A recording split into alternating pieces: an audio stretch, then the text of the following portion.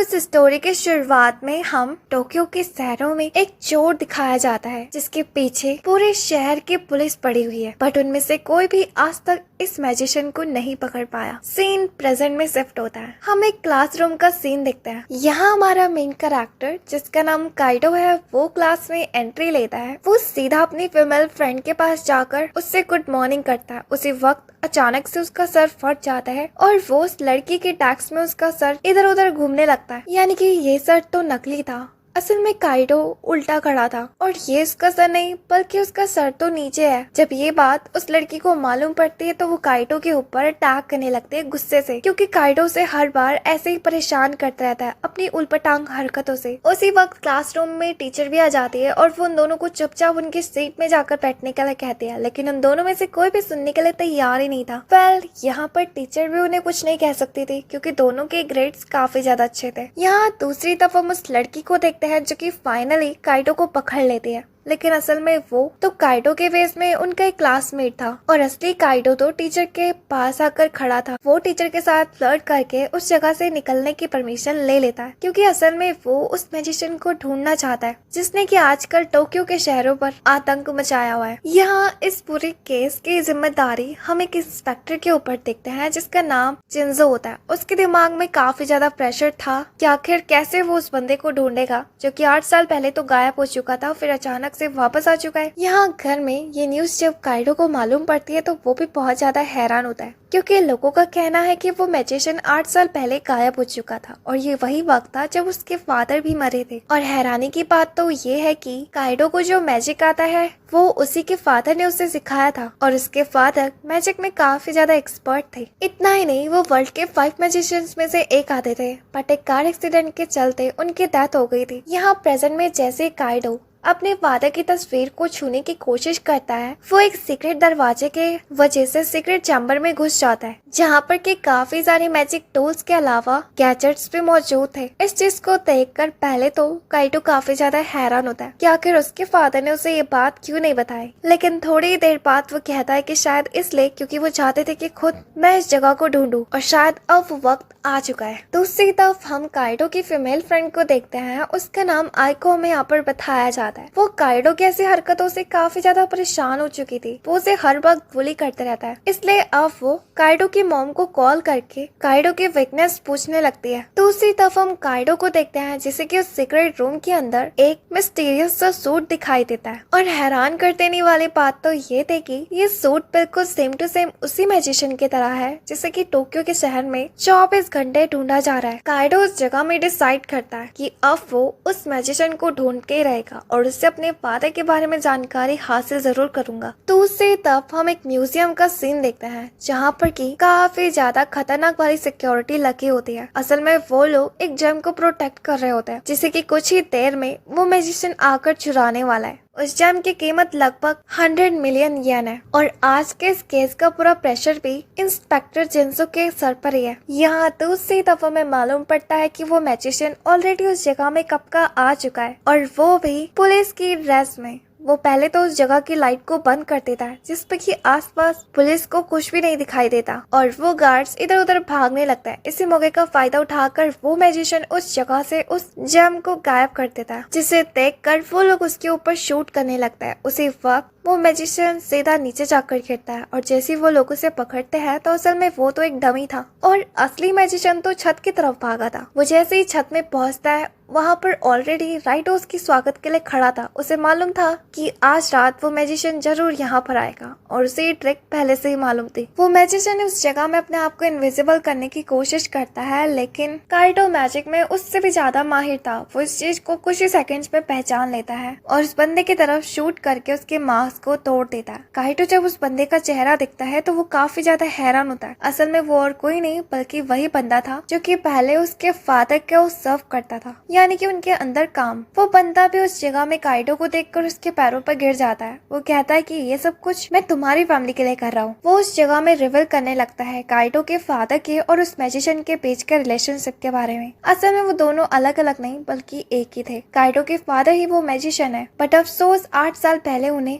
Secret agency के द्वारा मरा दिया था। मैं बस तब से इसी एजेंसी का पता ढूंढ रहा था इस फेस को बदलकर, लेकिन मुझे नहीं लगता कि ये काम मुझे अब ज्यादा दिनों तक करना होगा। उसी वक्त उस जगह में हेलीकॉप्टर्स और पुलिस छत की तरफ बढ़ने लगते हैं, जिसे देखकर काइडो उस जगह में उन लोगों को डिस्ट्रैक्ट करते हुए उस बंदे को उस जगह से भागने का मौका दे देता है। काइडो घर पहुंचने के बाद अपनी मॉम से पूछता है कि आखिर उसने फादर के बारे में कभी मुझे क्यों नहीं बताया कि वही वो मैजिशियन है। उसकी मॉम बात को टाल देती है और कॉल को काट देती है, ये कहते हुए कि इस वक्त वो थोड़ा बिजी है। काइडो को कुछ भी समझ में नहीं आ रहा होता है, तभी उसे अपनी दोस्त आयोकी की आवाज सुनाई देती है, जो कि असल में काइडो को डिनर में इन्वाइट कर रही थी अपने घर में। अगले सीन में हम काइडो को उसके घर में देखते हैं, जहाँ पे कि उसके फादर यानी कि आइको के और कोई नहीं बल्कि वही इंस्पेक्टर है, यानी कि इंस्पेक्टर जिन्सो। इस बात से वो दोनों के दोनों ही अनजान है। आइको को इस जगह में मालूम था कि काइडो को मछलियों से डर लगता है, खास करके तो वो जो कि जिंदा होती है। इसलिए आइको जानबूझकर उस जगह में उस मछली को काटने की जिम्मेदारी काइडो को दे देती है, लेकिन डर के मारे हम देखते हैं कि काइडो ने जो हाल ही में स्टोन को चुराया था वो जेम उस मछली के मुंह में गिर जाता है और उसी वक्त उसके फादर यानी कि जेंसो उस मछली को अपने पास ले आते हैं काटने के लिए, जिस काम पर काइडो को इतना ज्यादा टाइम लग रहा था। और जब वो उस मछली को काटता है तो उसे उसके पास से वही जेम दिखाई देता है, जिसे देखकर वो काफी ज्यादा हैरान होता है। अगले सीन में हम काइडो को देखते हैं, जो कि अपने फादर के उसी बंदे के बताए हुए लोकेशन में जाकर अपने फादर के एक ट्रस्टेबल दोस्त से मिलता है, जो कि असल में डॉक्टर थे। वो काइडो के फादर के लिए गैजेट्स बनाया करते थे और वो उनमें से एक गैजेट काइडो को भी देखता है। यहाँ स्कूल में काइडो उसी मैजिशियन के बारे में आर्टिकल्स पढ़ रहा होता है। उसी वक्त उसकी दोस्त आइको उस जगह में आकर उससे कहती है कि प्लीज ये मत कहना कि तुम उससे इंस्पायर हो रहे हो, मुझे वो मैजिशियन बिल्कुल भी नहीं पसंद, क्योंकि उसने मेरे फादर की नाक पे दम करके रखा हुआ है। उस वजह से मेरे फादर मेरे साथ टाइम भी स्पेंड नहीं करते। तुम्हें याद है ना आज मेरा बर्थडे है और तुम आज के दिन भी उसी मैजिशियन के ऊपर खोजबीन करना चाहते हो। काइडो उससे कहता है कि हाँ मुझे याद है तुम्हारा बर्थडे है और मैं तुमसे वादा करता हूँ कि सही टाइमिंग में मैं तुम्हारे घर पहुँच जाऊंगा तुम्हारा बर्थडे सेलिब्रेट करने के लिए। इसी रात काइडो को एक मिशन भी करना था, जो कि असल में ब्लूबर्ड डैम था। ये असल में एक ट्रैप था जो कि जिन्सो ने काइडो को पकड़ने के लिए बनाया हुआ था। पहले तो उन्होंने इस ब्लू जैम को एक केज के अंदर बंद करा था और ऊपर बाहर से लेजर्स लगाए हुए थे और उसे पूरा यकीन था कि आज तो वो काइडो को पकड़ के ही रहेगा। फाइनली हम काइडो को देखते हैं, जो कि छत के रास्ते से अंदर पहुंच जाता है। वो पहले तो उस केज के अंदर एक डिवाइस फेंकता है, जिससे कि उसके फादर के दोस्त ने यानी कि मिस्टर डॉक्टर ने उसे दिया था। उस गैजेट की मदद से वो उस केज के अंदर टेलीपोर्ट हो जाता है। ये चीज देखकर जेंसो को लगता है कि फाइनली उन्होंने काइडो को पकड़ चुका है और इसके बाद वो उस केज को खोलने का ऑर्डर देता है। जैसे ही वो केज खुलता है वो सबके सब पुलिस और इवन की जेंसो भी काइडो के ऊपर अटैक कर देते हैं, लेकिन जब तक उन लोगों को ये बात मालूम पड़ती कि असल में ये तो एक डमी है, तब तक काइडो ऑलरेडी उस ब्लू जैम को लेकर जा चुका था। बट इस चीज से जिन्सो को बिल्कुल भी बुरा नहीं लगता, क्योंकि अभी असली चीज तो बाकी है। असल में उसने उस जैम के अंदर एक तरह का ट्रैकिंग डिवाइस लगाया हुआ था। काइडो को देखते हैं, जो कि छत के रास्ते से भागने की कोशिश करता है और जैसे वो अपने पैराग्लाइडर से नीचे कूदने वाला ही था, उसी वक्त पीछे से एक बंदा आकर शूट करके उसकी पैराग्लाइडर में छेद कर देता है। काइडो पीछे मुड़ता है तो उसे वहाँ पर एक गैंग दिखाई देती है। उनमें से जो उनका लीडर था उसका नाम स्नेक था। काइडो को शक होता है कि शायद ये वही गैंग है जिन्होंने की उसके फादर को भी मरवाने की कोशिश करी थी। काइडो उस जगह में उनसे ढेल रखता है, वो उन लोगों को वो जैम फेंक देता है और खुद भी उस जगह से कूदकर भागने की कोशिश करता है, लेकिन वो लोग तभी भी उसके ऊपर लगातार शूट कर रहे होते हैं। यानी कि उन लोगों को जेम नहीं बल्कि काइडो की जान चाहिए थे।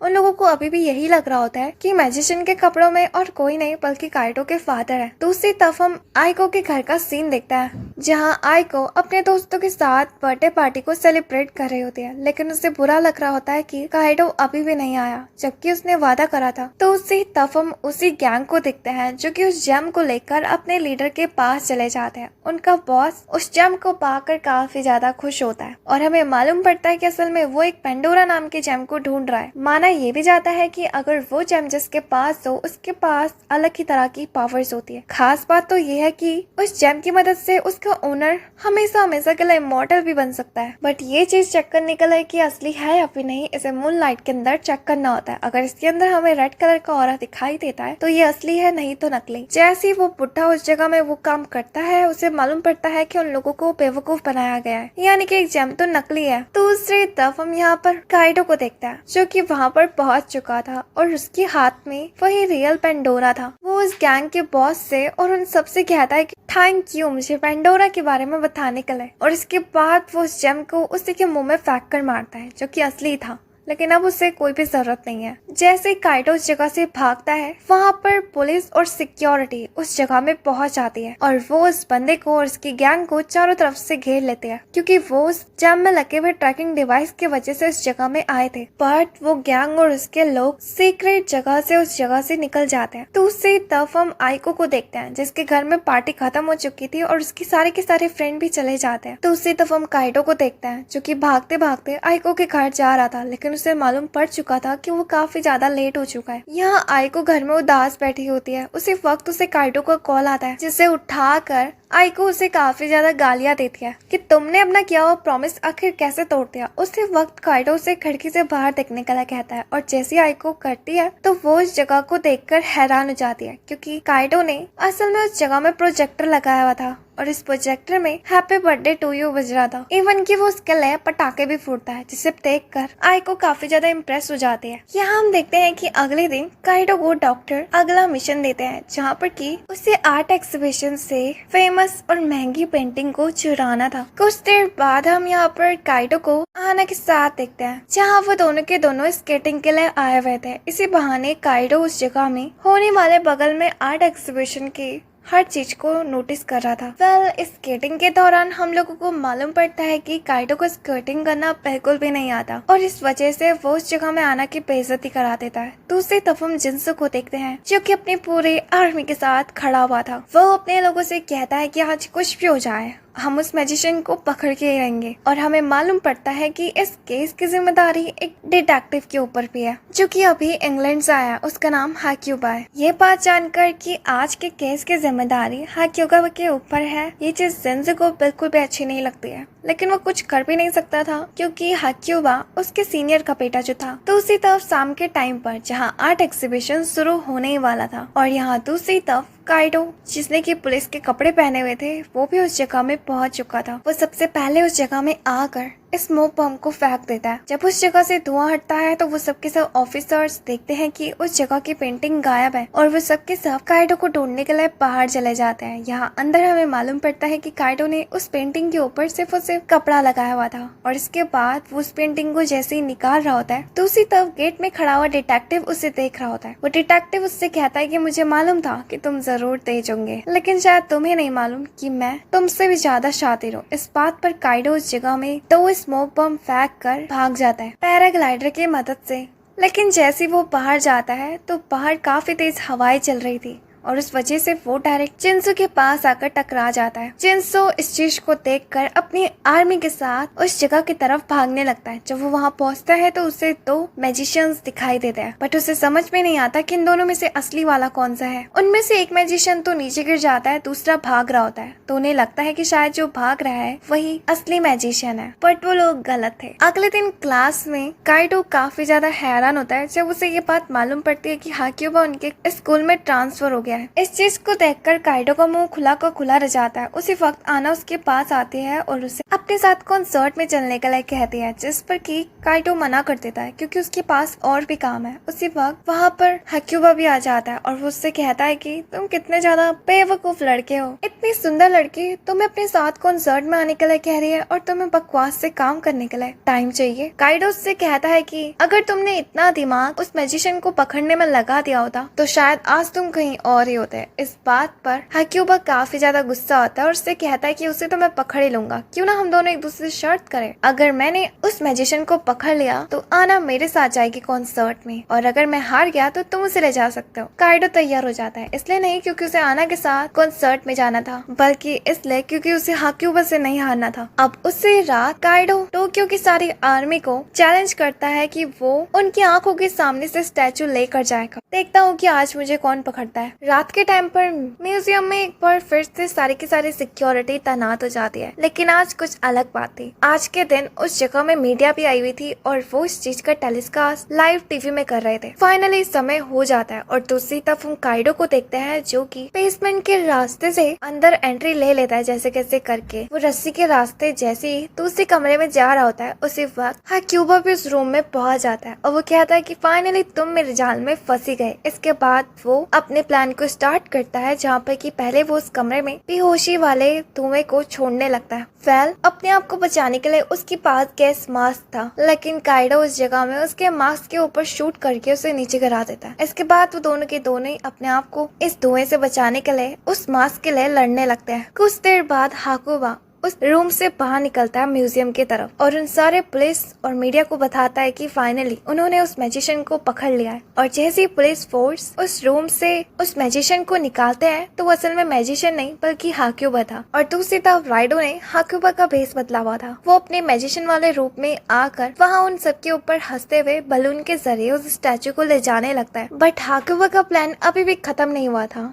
असल में उसने उस स्टैचू को चेन से बांधा हुआ था, जिस वजह से इस स्टैचू को ले जाना राइडो के लिए मुश्किल हो जाता है। और यहाँ जेन्सो काइडो के बलून के ऊपर शूट कर देता है और काइडो हवा में उड़ जाता है। वेल एट द एंड में वो दोनों के दोनों हॉस्पिटल में भर्ती हो जाते हैं और दूसरी तरफ आना को अकेले अपने फादर के साथ जाना पड़ता है कॉन्सर्ट देखने के लिए। अगले सीन में हम एक विच को देखते हैं जो कि अपने जादुई मिरर के सामने उससे पूछ रही होती है कि बताओ इस दुनिया में सबसे खूबसूरत लड़की कौन है। वो मिरर डर के मारे उसका ही नाम लेता है तो वो लड़की उस मिरर को फोड़ देती है, ये कहते हुए कि अगर मैं वाकई में सुंदर हूँ तो आखिर मैं आज तक उस मैजिशियन का दिल कभी क्यों नहीं जीत पाई। अगले दिन स्कूल में हम देखते हैं कि वैलेंटाइन डे था और सारी की सारी लड़कियां लड़कों को चॉकलेट्स दे रही थी। आना भी काइडो के लिए चॉकलेट लेकर आई थी। वो जैसे उसे दे रही होती है वो आके देखती है तो काइडो गायब था और उसे मालूम पड़ता है कि उनके स्कूल में सबसे सुंदर लड़की आई हुई है जिससे चॉकलेट लेने के लिए सबके सब लड़के पागलों की तरह लाइन में खड़े हैं। उस लड़की का नाम यूफी होता है। उसी वक्त उस जगह में काइडो भी आ जाता है जिसके हाथों में काफी सारी चॉकलेट्स थे। उस लड़की को लगता है कि ये जरूर मेरी खूबसूरती से मेरे पास आएगा, लेकिन ऐसा नहीं होता है। जिस पर कि उस लड़की को मालूम पड़ जाता है कि ये और कोई नहीं बल्कि वही मैजिशियन है। हमें यहाँ पर यूफी के बारे में बताया जाता है कि असल में वो एक विच है।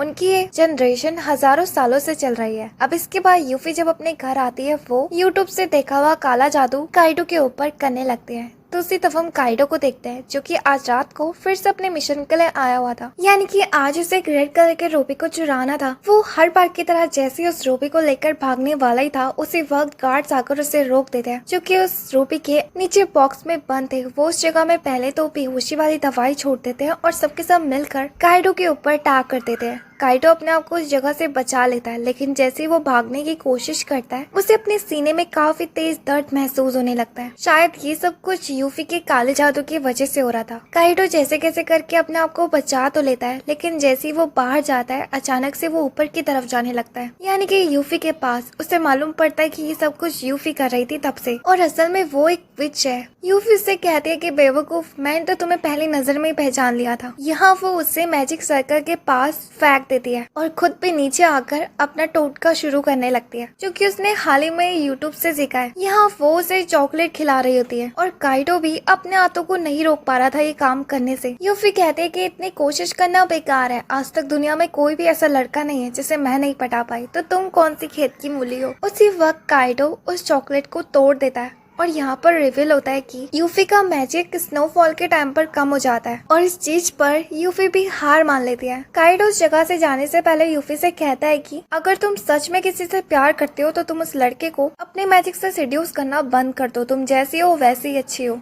ये बात यूफी को काफी तेज लगती है और अब तो वो काइडो से और भी ज्यादा इम्प्रेस हो जाती है। अगले दिन स्कूल में काइडो एक आर्टिकल पढ़ रहा होता है। वहाँ पर उसे मालूम पड़ता है कि कुछ लड़कियाँ उस मैजिशियन के लिए फैन क्लब बनाने का सोच रही है। जब ये बात आना को पता चलती है तो वो कहती है कि ये सब कुछ बकवास है, आखिर कोई किसी चोर का फैन कैसे बन सकता है। उसी वक्त उनके क्लास की दो लड़कियां, वो भी उस मैजिशियन की फैन थी। वो लोग उसे बताते हैं कि मालूम है आज रात फिर से वो मैजिशियन स्टेशन के पास वाले क्लॉक टावर से क्लॉक चुराने आएगा। मैं तो अभी से एक्साइटेड हूँ। इस बात को सुनकर आना को काफी ज्यादा बुरा लगता है। वो कहती है कि वो ऐसा नहीं कर सकता, उस स्टेशन से मेरी काफी सारी यादें जुड़ी हुई है। वो लड़कियां कहती है कि इसका कोई फर्क फर्क नहीं पड़ता, अगर वो उसे नहीं भी चुराएगा तब भी गवर्नमेंट वैसे भी उस स्टेशन को जल्दी तोड़ने वाली है। अब हम आज रात का सीन देखते हैं जहाँ सब के सब लोग और लड़कियां उस मैजिशियन को देखने के लिए तैयार थे, वो भी भीड़ लगाकर। हमें यहाँ हेडक्वार्टर्स के अंदर एक ऑफिसर दिखाई देता है जिसने की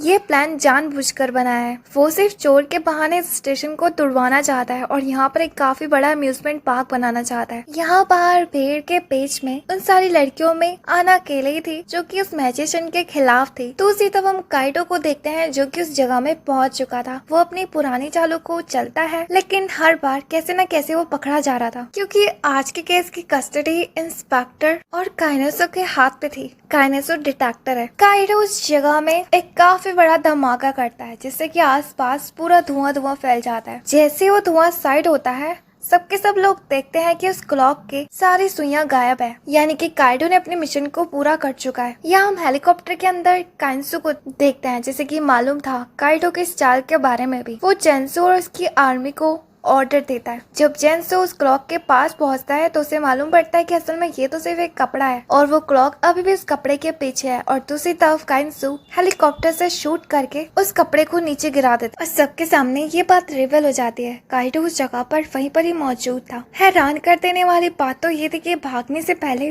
वो उस क्लॉक को चुराता नहीं है बल्कि उसमें एक तरह का सिस्टम लगा देता है और जब तक उस सिस्टम का कोड डिकोड नहीं होगा तब तक उस क्लॉक को कोई भी नहीं तोड़ पाएगा और ना ही इस स्टेशन को। हमें यहाँ पर मालूम पड़ता है कि असल में यह स्टेशन आना के लिए इतना ज्यादा इम्पोर्टेंट इसलिए है क्योंकि ये सबसे पहली जगह थी जहाँ पर कि आना और काइडो साथ में मिले थे, इसलिए काइडो ने ये सब कुछ आना के लिए करा था। अब इस मिशन के खत्म हो जाने के बाद हम कुछ दिनों बाद काइडो को फिर से देखते हैं जहाँ पे कि आज वो क्रोन चुरा रहा होता है, लेकिन उसी वक्त जेंसो और उसकी टीम उसे पकड़ लेती है। काइडो उस जगह में जाने से पहले एक नोटिस रख कर जाता है कि वो अगले संडे वापस फिर से आएगा और उस लेटर में जेंसो के लिए चैलेंज लिखा हुआ था। जेंसो जिससे कि उस मैजिशियन के ऊपर शक हो रहा होता है, उसे लगता है कि शायद उसने इस बंदे को पहले भी देखा है कहीं ना कहीं, बट मुझे याद नहीं आ रहा। रात के टाइम पर जब काइडो आना के घर डिनर कर रहा होता है, उसके फादर यानी कि जिनसो काइडो को घूरते ही जा रहे थे और जब काइडो उस जगह से चले जाता है तो जिनसो अपनी बेटी से कहता है कि मुझे लगता है तुम्हारा ये दोस्त और कोई नहीं बल्कि वही मैजिशियन है जिसे मैं कुत्तों की तरह ढूंढता हूँ। आना इस बात पर गुस्सा हो जाती है, ये कहते हुए कि आप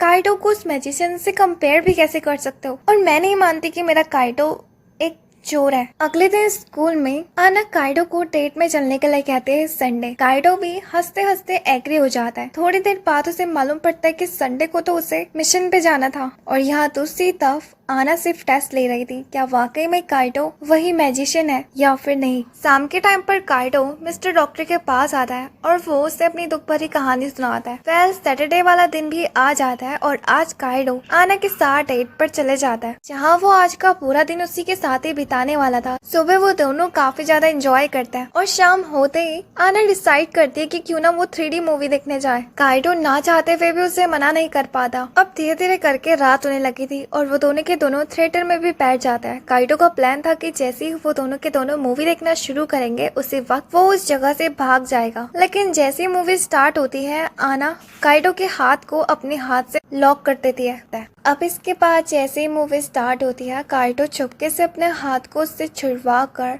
वहाँ पर अपना डमी छोड़कर भाग जाता है अपने वादे के अकॉर्डिंग उस क्रोन को चुराने के लिए। वो जैसे ही उस म्यूजियम में पहुँचता है वो एनेस्थेटिक वाला बम छोड़कर वहाँ पे सारे ऑफिसर्स को बेहोश कर देता है और जैसे ही वो उस क्रोन को पकड़ने वाला ही होता है दो हाथ नीचे से आते हैं और काइडो को पकड़ लेते हैं। असल में वो और कोई नहीं बल्कि जिनसो होता है। जिनसो उस जगह में काइडो के मार्क्स को निकालने लगता है उसका चेहरा देखने के लिए कि आखिर वो वाकई में काइडो है या फिर कोई और। लेकिन जिनसो जैसे उसका मुखौटा निकालता है वो काफी ज्यादा हैरान हो जाता है क्योंकि असल में वो चेहरा उसकी बेटी का था। काइडो उससे कहता है कि मैं सिर्फ इतना ही नहीं कर सकता बल्कि मैं दुनिया में किसी के भी बंदे का चेहरा ले सकता हूँ, इवन की तुम्हारी बेटी का भी। इसके बाद वो उस जगह से क्रोन लेकर भाग जाता है बट उसके पास समय बहुत ज्यादा कम था क्योंकि मूवी खत्म ही होने वाली थी और अगर वो वहाँ टाइम से नहीं पहुँचा तो आना को उसकी सच्चाई मालूम पड़ जाएगी। वो पास में ही पड़े अम्यूजमेंट पार्क के रोलर कोस्टर की मदद से पहले तो गोल गोल घूमने लगता है और जैसे ही वो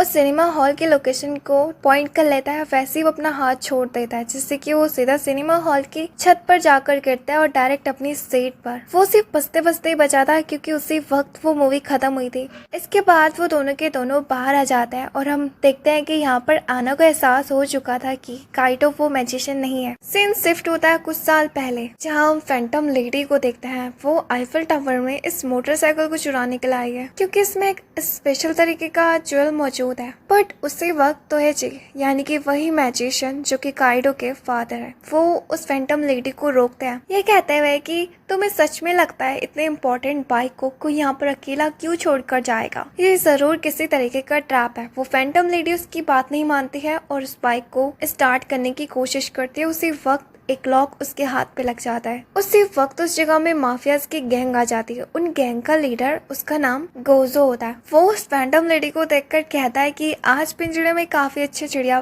कैद हुई है। इसके बाद वो अपने बंदों को उस लड़की को पकड़ के लाने के लिए कहता है। बट उसी वक्त हम देखते हैं कि काइडो के फादर उस बाइक को स्टार्ट कर देते हैं और फैंटम लेडी को उस जगह से भगा कर ले जाते हैं। इतनी ऊंचाई से वो लोग नीचे गिर रहे होते हैं जिस पर कि वो फैंटम लेडी डर जाती है। उसी वक्त काइडो के फादर गेस करते हैं और उस दिन के बाद वो दोनों के दोनों और भी ज्यादा क्लोज हो जाते हैं। हमें यहाँ मालूम पड़ता है कि ये लेडी और कोई नहीं बल्कि काइडो की मदर है, जहाँ उस इंसिडेंट के बाद उसने काइडो के फादर के साथ शादी कर दी थी। सीन प्रेजेंट में शिफ्ट होता है और हम यहाँ पर काइडो और उसकी मॉम को आपस में फोन कॉल के जरिए बात करते हुए सुनते हैं। काइडो की मॉम उसे बताती है कि आजकल काफी बड़ा फ्रॉड चल रहा है। बहुत सारे रेयर आइटम्स और ज्वेल्स को फेक एक्सेसरीज में बेचा जा रहा है म्यूजियम में रखने के लिए। मैंने इन सब बातों के बारे में पुलिस को भी रिपोर्ट करा था बट इसका कोई भी फायदा नहीं हुआ। मुझे उम्मीद है कि तुम इस स्कैम को जल्द से जल्द रोक दोगे। मैं तुम्हें इतना बता सकती हूँ कि ये स्कैम और कोई नहीं बल्कि गोजो और उनकी टीम कर रही है। राइडो तैयार हो जाता है इस मिशन के लिए।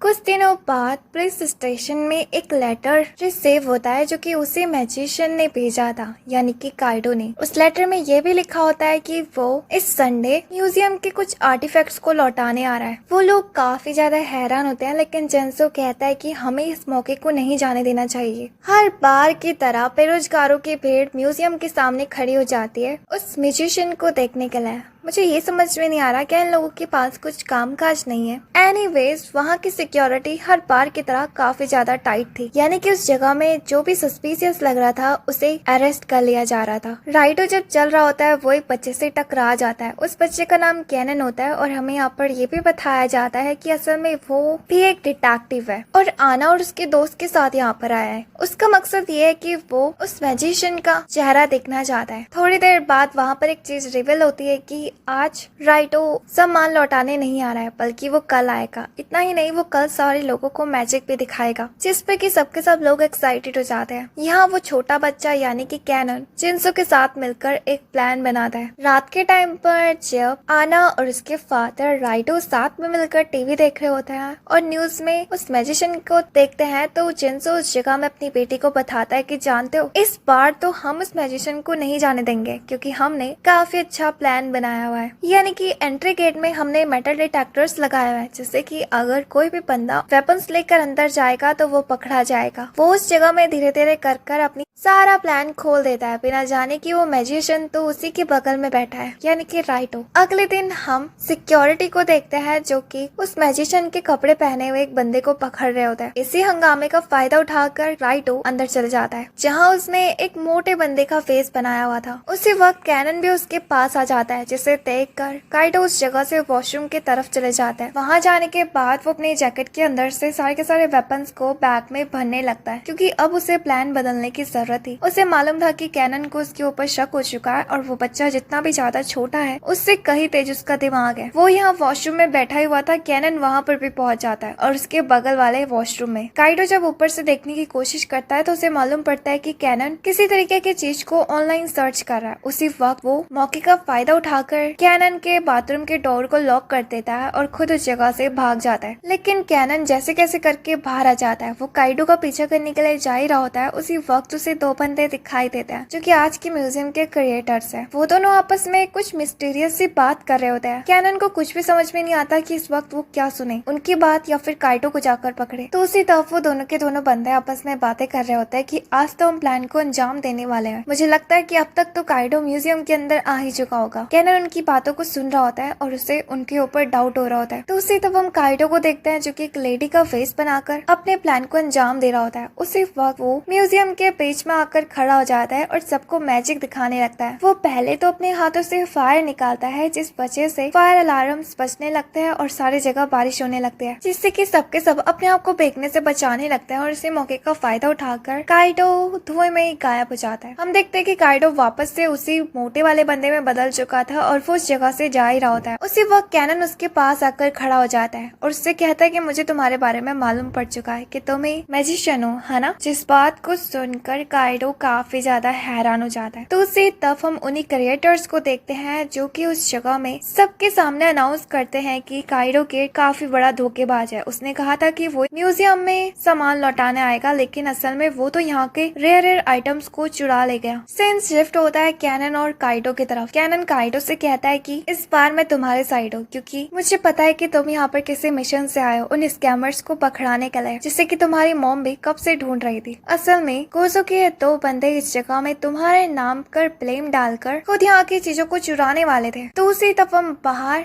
उन्हीं दो क्रिएटर्स को देखते हैं। उसी वक्त उस जगह में उस म्यूजियम का ओनर भी आ जाता है और साथ ही साथ जिन्सो पे पुलिस वाले उन दोनों को पकड़ लेते हैं, जहाँ उसके बंदों के पास से उन्हें वही आइटम्स मिलते हैं जो कि चोरी हुए थे और वो और किसी ने नहीं बल्कि उन्हीं ने चुराया है। इस पर ओनर पुलिस बुला लेता है। दूसरी तरफ हम कैनन और काइडो को देखते हैं। कैनन काइडो से कहता है कि तुम जानना चाहते हो कि आखिर मैंने तुम्हें कैसे ढूंढा। जब तुम अंदर आए थे मुझे उसी वक्त पता चल गया था, क्योंकि मैंने तुम्हारी पैंट ऊपर करके तुम्हारे पैरों को देखा था जो कि काफी ज्यादा पतले थे, और वैसे भी किसी मोटे बंदे के पैर पतले कैसे हो सकते हैं। दूसरी चीज ये कि मैंने तुम्हारी ड्रेस पर डिटेक्टर लगा दिया था, जिससे कि तुम जहाँ पर हो मुझे तुम्हारी लोकेशन मालूम पड़ रही थी इस चश्मे के जरिए। मैं तुम्हें इस बार जाने दे रहा हूँ, लेकिन इसका मतलब ये नहीं है कि तुम मुझसे अपना पीछा छुड़ा दोगे। काइडो भी उस जगह से चले जाता है, ये कहते हुए कि फिर मुलाकात होगी। इस म्यूजियम वाले इंसिडेंट को बीते काफी ज्यादा दिन हो चुके थे, ना ही उस दिन से काइडो को कोई भी मैसेज आया था चैलेंज वाला, जिस वजह से जिन्सो काफी ज्यादा बोर हो चुका था। उसे काइडो के साथ मुकाबला करना था। उसके बंदे उससे कहते हैं कि हमें लगता है कि शायद वो बीमार होगा, और असल में यही था। काइडो थोड़ा बहुत बीमार तो था, पर उसने अपना काम टेम्पररी छोड़ रखा है क्योंकि वो छुट्टी पर है। जब ये बात क्लास के बच्चों को मालूम पड़ती है तो वो लोग आपस में बातें करने लगते हैं। आना काइडो से कहते हैं कि मुझे लगता है वो म्यूजिशियन मर गया होगा पक्का। उसकी ऐसी बातों को सुनकर काइडो को काफी ज्यादा हर्ट होता है। कुछ दिन बाद वापस से पुलिस स्टेशन में एक मेल आता है काइडो की तरफ से, जहाँ पर कि वो इस क्रिसमस में मॉल में क्रिसमस ट्री के ऊपर जो स्टार है उसे चुराने वाला है। काइडो और आना भी क्रिसमस के लिए तैयारियां शुरू कर देते हैं। रास्ते में जब वो सामान खरीद कर जा रहे होते हैं, वो काफी सारी पुलिस की गाड़ियों को देखता है जो कि मॉल की तरफ ही बढ़ रही थी, जिसे देखकर वो दोनों के दोनों ही काफी ज्यादा हैरान होते हैं। यहाँ पर एक बात रिवील होती है कि जिस मॉल का ओनर है उसने एक फेल मेल भेजा था पुलिस स्टेशन में, इवन की मीडिया में भी। ऐसा इसलिए क्योंकि वो अपने मॉल में कस्टमर्स को बढ़ाना चाहता है। फेक मैजिशियन बुलाएगा जो कि और कोई नहीं बल्कि उसका असिस्टेंट होने वाला है। वेल क्रिसमस वाली रात भी आ जाती है और हम यहाँ पर आना और काइडो को देखते हैं जो कि क्रिसमस के लिए सारी की सारी तैयारियां शुरू कर देता है घर में। तो उसी तरफ जिन्सो भी मॉल के पास आ चुका था आज की ड्यूटी देने के लिए। बाकी मीडिया भी वहाँ पे मौजूद थी और काफी सारी भीड़ भी। इवन की जिन्सो भी इतने दिनों बाद उस मैजिशियन से वापस से मुकाबला करने के लिए तैयार हो चुका था। घर में हम देखते हैं कि आना ने क्रिसमस पार्टी रखी हुई थी, उसकी सारी की सारी क्लास की दोस्तें भी आ जाती है। यहाँ घर में बात बात पर आना बताती है कि आज उसके फादर पार्टी में नहीं आ रहे क्योंकि वो उस मैजिशियन को पकड़ने जा रहे हैं। इस बात को सुनकर काइडो काफी ज्यादा हैरान होता है कि कौन मैजिशियन, मैं तो यहाँ हूँ। इसके बाद जैसे वो टीवी ऑन करता है तो उसे सारा मैटर मालूम पड़ता है और वो पार्टी से गायब हो जाता है। तो उसी तरफ मॉल में हम देखते हैं कि इतनी भीड़ का मौका उठाकर वहाँ के ओनर बच्चे से लेकर बड़ों को उस मैजिशियन वाले गिफ्ट खरीदने के लिए कहता है। इस वजह से उसकी काफी सारी बिक्री भी होती है। फाइनली वो टाइम टाइम आ जाता है जहाँ पर कि वो अपने असिस्टेंट को ऑर्डर देता है। इसके बाद उसका असिस्टेंट हेलीकॉप्टर से हीरो जैसी एंट्री लेता है उस क्रिसमस ट्री के ऊपर लगे हुए स्टार को लेने के लिए। बट वो जैसे उस स्टार के ऊपर पहुंचता है उसे ऊंचाई से डर लग रहा होता है। दूसरी तरफ वहाँ का ओनर अपने असिस्टेंट से कहता है कि अगर तुमने आज का ये काम कर दिया तो मैं तुम्हारी सैलरी को बहुत ज्यादा बढ़ा दूंगा। जैसे ही वो स्टार को पकड़ने की कोशिश करता है, जिनसो और उसकी लोग उसे पकड़कर नीचे ले आते हैं और उसके हाथ पर हथकड़ी बांध देते हैं। वहाँ के ओनर को लगता है कि उसका प्लान बिल्कुल चौपट हो चुका है, लेकिन वहाँ पर असली मैजिशियन भी आ जाता है,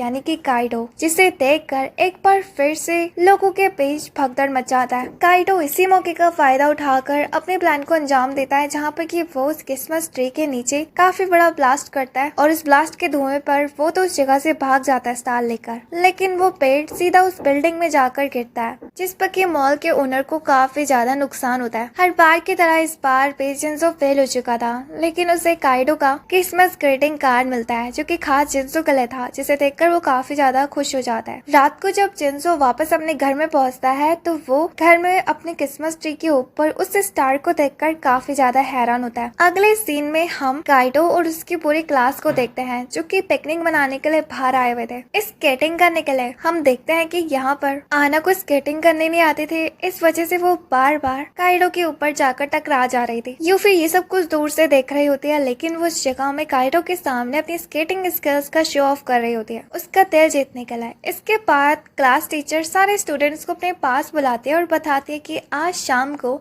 स्केटिंग कंपटीशन होने वाला है, तुम सबके सब क्लास के स्टूडेंट्स अपने अपने पेयर्स बना लो, लेकिन याद रखना पेयर्स एक लड़का और एक लड़की का ही होगा। अब जिस पर कि आना अपना पेयर ढूंढने लगती है, वो इस जगह में काइडो को चूज करती है, लेकिन उसी वक्त यूफी उसे रोक देती है, ये कहते हुए कि वो काइडो को पसंद करती है, इसलिए वो चाहती है कि आज शाम के कंपटीशन में वो काइडो की पार्टनर बने, तो इसलिए तुम उससे दूर ही रहना। आना को इस चीज से बिल्कुल भी फर्क नहीं पड़ता, वो कहती है कि वाकई में तुम्हें वो पसंद है, कोई नहीं मैं किसी और को ढूंढ लूंगी। यूफी उस जगह से स्केटिंग करते हुए चले जाती है। आना उसके स्किल्स को देखकर काफी ज्यादा इम्प्रेस होती है और सोचती है कि वाकई में काइडो और यूफी का जोड़ा बहुत ही ज्यादा अच्छा लगेगा। लेकिन अब वो यहाँ पर सोच रही होती है कि आखिर वो कंपटीशन के लिए अपना कौन सा पार्टनर बनाए। तभी उसी वक्त एक लड़का उसके पास आकर टकरा जाता है। उस लड़के का नाम फूजी होता है। बातचीत के दौरान आना को मालूम पड़ता है कि वो यूफी को पसंद करता है, लेकिन जैसा कि वो मोटा है इसलिए उसके 0 चांसेस बनते हैं कि यूफी उसे पसंद करेगी। आना कहती है कि इसका मतलब तुम्हारे पास भी आज शाम के लिए कोई पेयर नहीं है। वैसे बात करूँ तो मुझे भी स्केटिंग करना नहीं आता, क्यों ना हम दोनों के दोनों ही पार्टनर बन जाए। तो उसी तरफ हम यूफी को देखते हैं जो कि काइडो के पास से गुजरती है। हमें यहाँ मालूम पड़ता है कि उसने उसके पेट में लव चार्म वाला टैग लगाया हुआ है, लेकिन इसे लगाने के बाद भी काइडो को उसकी तरफ ज्यादा अट्रैक्शन नहीं होता। उसी वक्त वहाँ पर आना भी आ जाती है। काइडो उसके पास जाता है और कहता है कि क्या तुम मेरे साथ पार्टनर बनोगी। आना कहती है मुझे माफ कर देना, मैंने फूजी के साथ डील कर लिया। उसी वक्त यूफी काइडो को लेकर झूले में बैठ जाती है और इसी मौके का फायदा उठाकर वो काइडो को पटाने लगती है आज शाम के लिए उसका पार्टनर बनने के लिए। काइडो ना चाहते हुए भी उसे हाँ बोलना पड़ता है। इस चीज से वो बिल्कुल भी खुश नहीं था। फाइनली शाम भी हो जाती है और हम देखते हैं कि क्लास के